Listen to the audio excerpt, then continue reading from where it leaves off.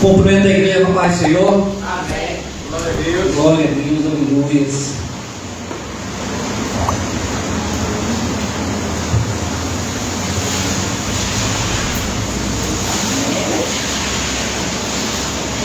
Sei que muitos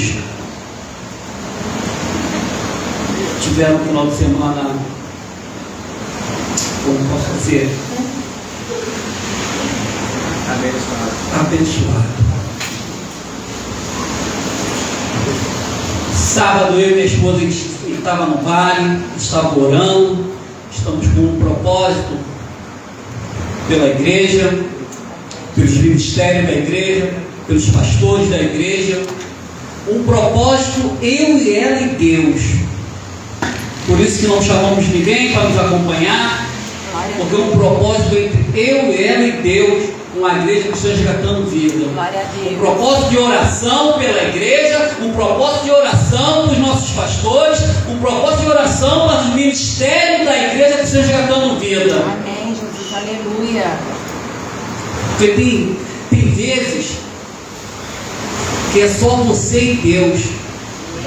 Não adianta chamar pessoas que não estão dentro do propósito. O propósito é você e Deus.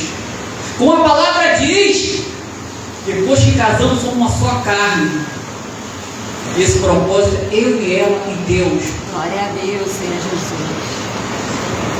E isso vai se prolongar por um bom tempo, até atingir o objetivo do Senhor.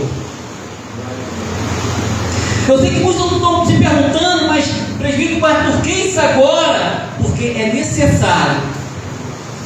Assim como o grupo das mulheres tem o grupo de oração delas, assim eu estou falando com minha esposa, a gente vai estar no vale ao sábado orando. Glória a Deus, Senhor. Somente eu e ela com esse propósito. Amém, Jesus. Ah, mas por que o grupo dos homens ainda não tem? Porque ainda não é chegada a hora do grupo dos homens. Porque quando começamos a orar, temos que ter um propósito, senão não podemos orar aleatoriamente. Então, o nosso propósito é a igreja cristã resgatando vida. Que possamos entender o primeiro amor da igreja cristã resgatando vida. Esse é o nosso propósito que Deus colocou no nosso coração. Que possamos orar pela igreja cristã resgatando vida. Sabemos que o Senhor tem sim um propósito com ela. Mas para isso acontecer, temos que fazer a nossa parte. Para isso acontecer, temos que nos dedicar. Para isso acontecer, temos que estar dispostos a fazer a obra do Senhor. Glória a Deus. Não adianta o Senhor falar que tem um propósito para a igreja e cruzarmos os nossos braços.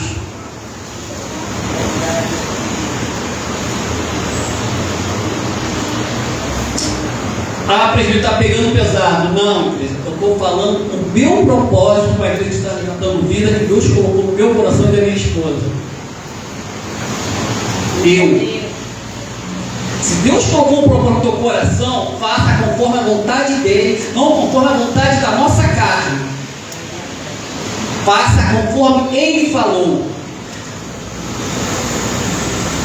E vou te falar, o Senhor palestrou conosco grandemente, que eu saí leve daquele vale, um pensamento transformado, Glória a Deus. sem rancor, mas com alegria no coração, porque como o pastor falou uma vez para mim, quando as pessoas vêm dar curso aqui, é muito frustrante você ver uma pessoa vindo de longe dar um curso para 3 ou 1 pessoa. É muito desgastante. Vamos falar se o pastor Carlão chegar aqui e dar curso para 1 ou 2 pessoas. E naquele sábado, quando chegamos aqui, eu estou preocupado, mas Deus falou para não se preocupar, porque quem está no controle é Ele. Eu falei, amor, vamos fazer um culto para mim, eu prego para você, você prega para mim. Independente, eu sei que todos nós temos problemas nas nossas vidas. Eu sei que tem problemas que não tem como colocar. Até que chegou a pregadora. Eu falei, amor, Agora é ela pregando para nós dois. E chegou minha filha, a Painá. Falei, agora sim, ela pregando para nós três. E assim foi. E a palavra da pregadora foi mesmo aquilo que Deus ministrou no coração da minha esposa no vale. Eu tenho um propósito, mas depende de mim para que isso venha acontecer. Verdade, Deus. Eu já falei aqui uma vez, lá em Neemias, capítulo 1, versículo 3, versículo 4, e sucedeu o que? Ouvindo eu essas palavras, aceitei-me, e chorei e lamentei, porque alguns dias estive jejuando e orando perante o Deus do céu. Mediante ao caos, mediante a nossa vida, mediante as tribulações que vem acontecendo, Neemias orou e jejuou e chorou muito, mas teve uma atitude, deu o primeiro passo para que ele pudesse mudar aquilo tudo que estava acontecendo. E assim em nossas vidas, se não começarmos a dar o primeiro passo, vamos ficar na mesmice. Não adianta ficar andando em círculo. Se não dermos o primeiro passo, nada vai acontecer. Se não dermos o primeiro passo, o agir de Deus não vai acontecer. Se não dermos o primeiro passo, as nossas bênçãos vão ficar retidas.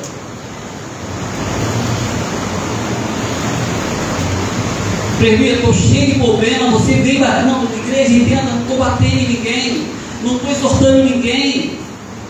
Isso acontece no nosso dia a dia, isso acontece no trabalho, isso acontece na escola, isso acontece dentro de casa. Se nós não pararmos e pensar e falar tudo que vem na nossa mente, você não está dando o primeiro passo, você está deixando o inimigo minar a tua mente. Você está deixando o inimigo tomar conta do teu coração. Você está deixando o inimigo dominar você. Eu digo isso porque eu vi com a minha esposa agora e ela falou uma coisa para mim que eu falei, verdade.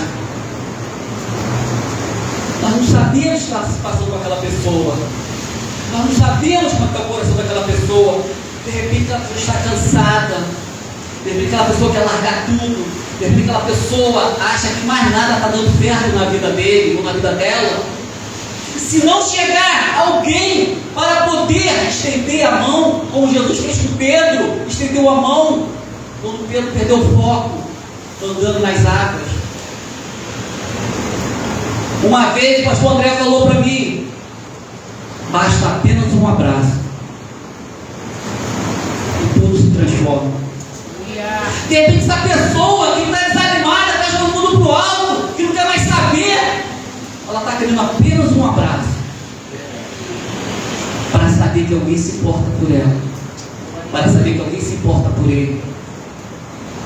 Deus, tu és tremendo. E é isso que temos que fazer, temos que dar o nosso primeiro passo. Temos que resgatar essas pessoas que estão morrendo espiritualmente. Temos que fazer a nossa parte e ir atrás dessas pessoas que estão mortas espiritualmente.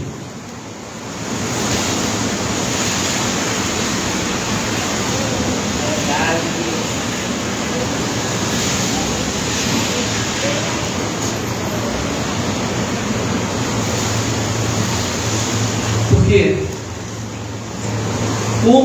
como diz o nome da nossa congregação, Igreja Cristã Resgatando Vidas. Esse é o foco da ICRV, resgatar vidas, resgatar esses que estão perdidos, resgatar esses que não conhecem a palavra do Senhor, resgatar esses que precisam do amor da palavra de Deus. Então, possamos colocar em prática o nome da nossa igreja. Vamos resgatar vidas. Vamos atrás dessas almas que estão perdidas. Vamos falar do amor de eles. Vamos dar o primeiro passo, vamos ter iniciativa, vamos fazer a vontade de Deus. Aleluia, Deus. Porque se ficarmos em casa, vendo TV, com braços cruzados, vendo novela, assistindo Netflix, como vamos dar o primeiro passo? Como vamos resgatar alguém? Temos que dar o nosso primeiro passo. Temos que mostrar para aqueles que estão fora da igreja quem somos nós aqui dentro. Não podemos ser dentro uma coisa, lá fora outra coisa. Temos que ser nós mesmos. Temos que ter o nosso caráter cristão. Temos que ter o nosso caráter cristão e falar o amor para as pessoas. Não adianta querendo ser amoroso, minha esposa chegar em casa quebrar o pau com ela. Não adianta eu aqui ser uma pessoa chegar em casa brigar com Isaías.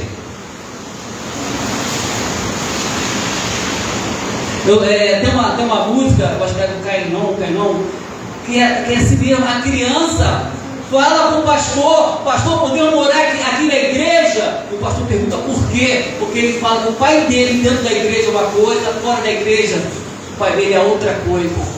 Então ele preferia o pai dele dentro da igreja. Ele queria morar na igreja para ele sentir aquele amor do pai dele quando o pai dele estava dentro da igreja. Não podemos ter dois caráteres. Temos que fazer aquilo que o Senhor quer. Aleluia. Acredito que o Senhor está aí, não estou, eu vou falar mais uma vez, não estou exortando ninguém. Foi uma mensagem que Deus colocou no meu coração no sábado e hoje ainda falei com minha esposa, isso está martelando muito na minha cabeça. Entendeu? Eu falei, amor, as pessoas vão entender a mensagem errada. Quem está vendo vai entender a mensagem errada. E o Senhor está dizendo, não vai não.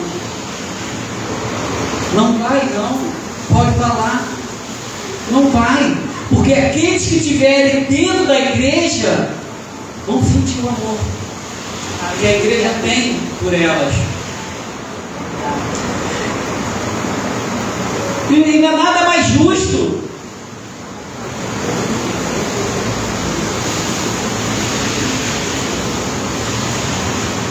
Vou falar que ele é meu pastor, não sou eu o pregador da noite.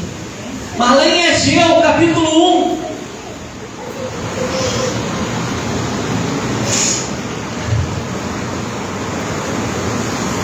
E no ano segundo do rei Dário, no 6º mês, no primeiro dia do mês, veio a palavra do Senhor pelo ministério do profeta Ageu.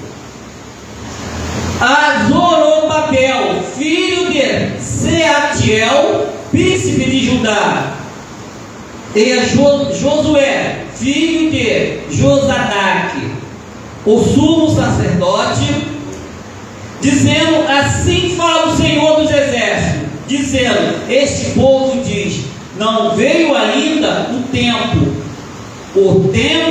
em que a casa do Senhor deve ser edificada.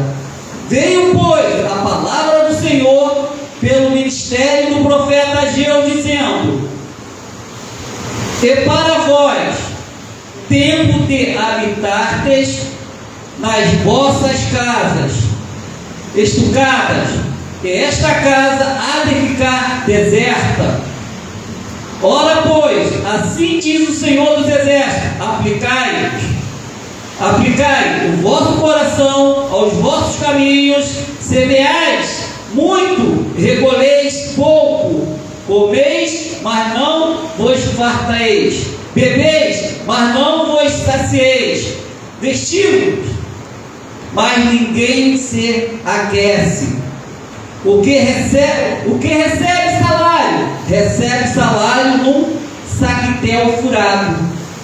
Assim diz o Senhor dos Exércitos, aplicai o vosso coração aos vossos caminhos, subi o monte e trazei madeira, edificai a casa, e dela me agradarei, e eu serei glorificado.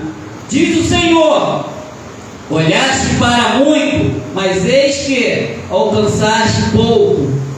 E esse povo, quando o trouxeste para casa, eu lhe assoprei, porque disse o Senhor dos Exércitos, por causa da minha casa que está deserta, e cada um de vós corre a sua própria casa, e por isso retém os céus o seu orvalho, e a terra retém os seus frutos, e fiz vir a seca sobre a terra, e sobre os montes, sobre o trigo, e sobre o mocho, e sobre o azeite, sobre o que a terra produz, como também sobre os homens e sobre os animais, e sobre todo o trabalho das mãos.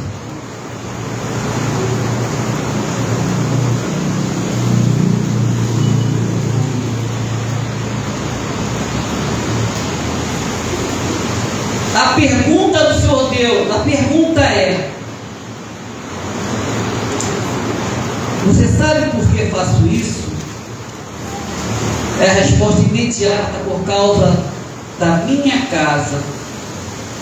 A pergunta do Senhor Deus é a seguinte: você sabe por que eu faço isso?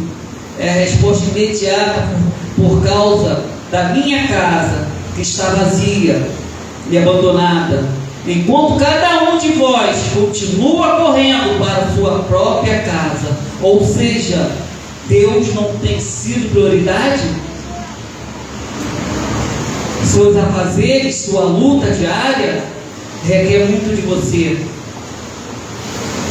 Você está sobrecarregado, cansado, exausto. Infelizmente não tem mais tempo para Deus e para a sua obra.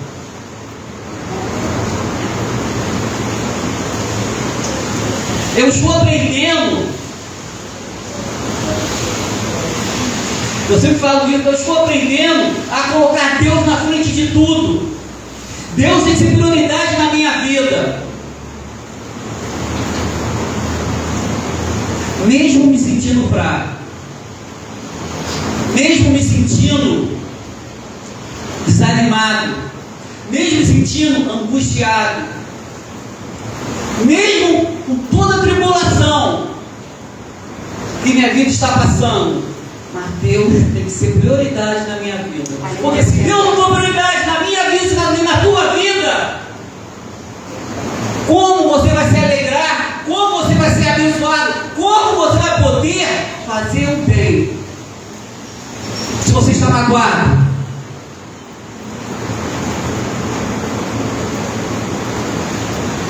uma coisa, eu converso muito com minha esposa sobre tudo. Tudo. Quem pensa que não, eu converso com minha esposa sobre tudo. E a gente vinha caminhando para cá. Eu falei: Flor, como é que está nossas contas? Quem estamos devendo, quem não estamos devendo? Ela está assim. Aí eu falei: vamos pegar uma van. Ela: não tem dinheiro no aplicativo. Eu falei: nem eu.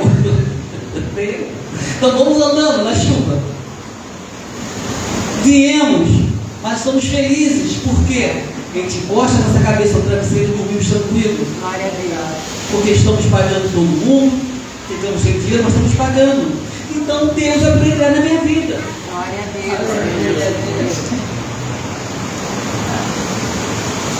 Deus tem que ser prioridade nas nossas vidas, igreja.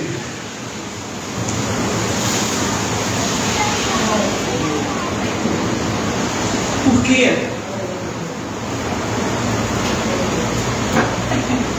Se não colocarmos Deus como prioridade nas nossas vidas, eu sei que tem coisas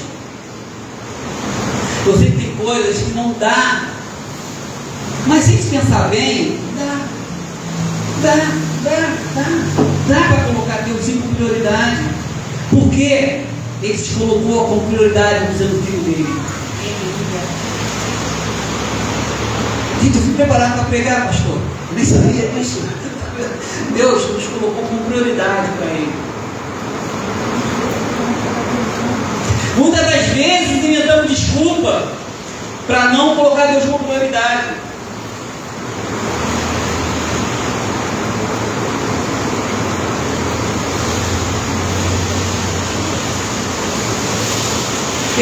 capítulo 3. Não vou pegar não, pastor, pode deixar.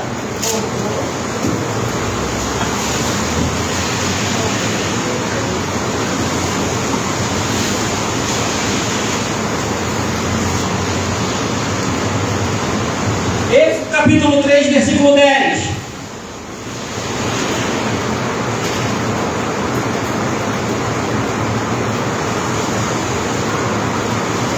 Vem agora, pois, eu te enviarei a Faraó, para que tires o meu povo, os filhos de Israel, do Egito. Então Moisés disse a Deus: quem sou eu que vá a Faraó e tire do Egito os filhos de Israel? A primeira desculpa. Quando temos algo importante para fazer, quando alguém no trabalho, ou aqui mesmo dentro das congregações, te dá algo para fazer e você inventa uma desculpa para não fazer. Quando você tem uma responsabilidade, você inventa uma desculpa para não ir fazer. E Moisés falou. Então Moisés disse a Deus: quem sou eu que vá a Faraó e tire do Egito os filhos de Israel? E disse Deus: certamente eu serei contigo, e isto será por sinal. Se Deus mandou você fazer, você pode fazer, porque Ele vai estar contigo nessa luta, nessa batalha.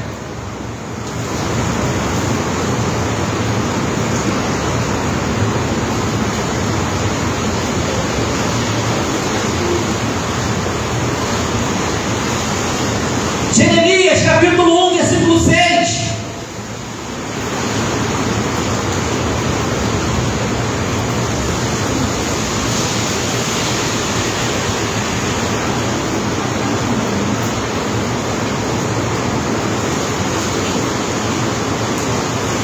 Então disse eu ao Senhor Jeová: eis que não sei falar, porque sou uma criança. Outra desculpa para não fazer a obra do Senhor.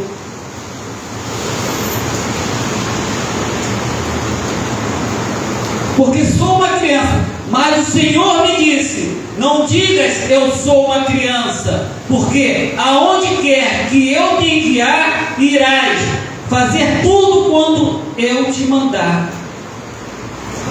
Não temas diante deles, porque eu sou contigo para te livrar. Nessas duas passagens, o Senhor está dizendo: eu sou contigo. Então, para que vamos temer a palavra do Senhor? Por que não vamos fazer o que o Senhor manda? Por que temos que botar desculpa em tudo? Por que temos que botar desculpa nas nossas responsabilidades?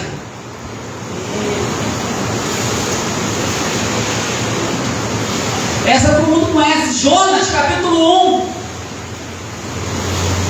O Senhor incumbiu Jonas de uma tarefa. O que Jonas fez? Mudou a rota dele. Falou: não vou fazer nada. Mudou a rota dele. Mas não adianta mudar a rota. Não adianta seguir outro caminho. Se Deus mandou fazer, nós temos que fazer. É só obedecer a palavra do Senhor. Porque conforme está dizendo, não estou falando não, é a palavra que está dizendo: eu sou contigo.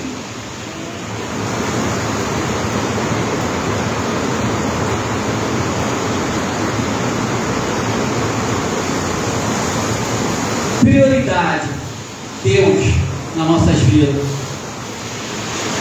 Responsabilidade. Nós somos responsáveis pelos nossos atos.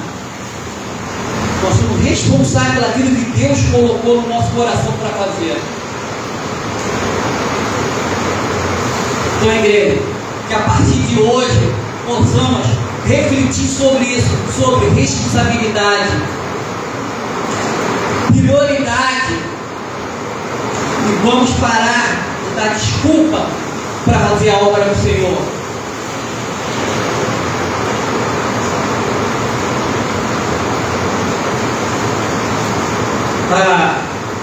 Uma vez eu tinha uma conversa com a minha patroa. Eu falei, eu tenho que sair cedo porque eu tenho essa responsabilidade com a igreja. Então eu preciso estar lá 7 horas. Eu não posso estar lá nem 7h30, nem 8 horas. E ela falou assim para mim, tudo bem, pode sair cedo. Você tem responsabilidade com a igreja? Eu falei, tem. Eu quero que a mesma responsabilidade que você tenha com a tua igreja, você congrega, que você tenha com o trabalho. Não vou falar mais nada, foi só isso.